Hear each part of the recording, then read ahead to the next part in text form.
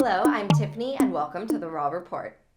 A conservative activist created a scandal around critical race theory, leading Republican legislatures around the country to enact laws that impact the teachings of slavery, the civil rights movement, and even Dr. Martin Luther King Jr. in schools.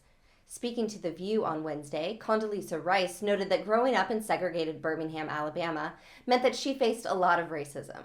She said that people of color shouldn't be made to feel shame about their history, and white children shouldn't feel like it's their fault that racism existed before they were born. Here's a clip from this segment of The View. Let me be very clear. I grew up in segregated Birmingham, Alabama. I couldn't go to a movie theater or to a restaurant with my parents. I went to segregated schools till we moved to Denver.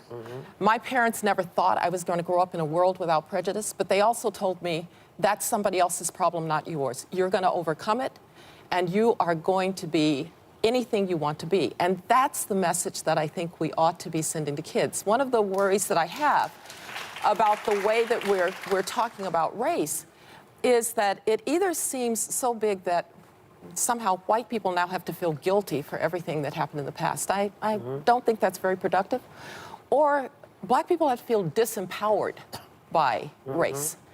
I would like black kids to be completely empowered, to know that they are beautiful in their blackness, but in order to do that, I don't have to make white kids feel bad for being white. So somehow this is a conversation that has gone in the wrong direction. Repeat that last part, you don't have to what? Yeah, you know, there's a little bit of it in order for black kids who, quite frankly, for a long time, the way they were portrayed, the way their history was portrayed, it was second-class citizenship. Of course. But I don't have to make white children feel bad about being white in order to overcome the fact that black children were How does that happen? It happens.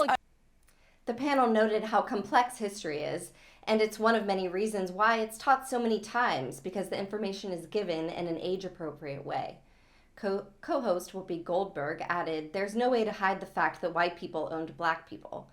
Sunny Hostin agreed, noting that there's been a kind of rollback of history to hide such facts.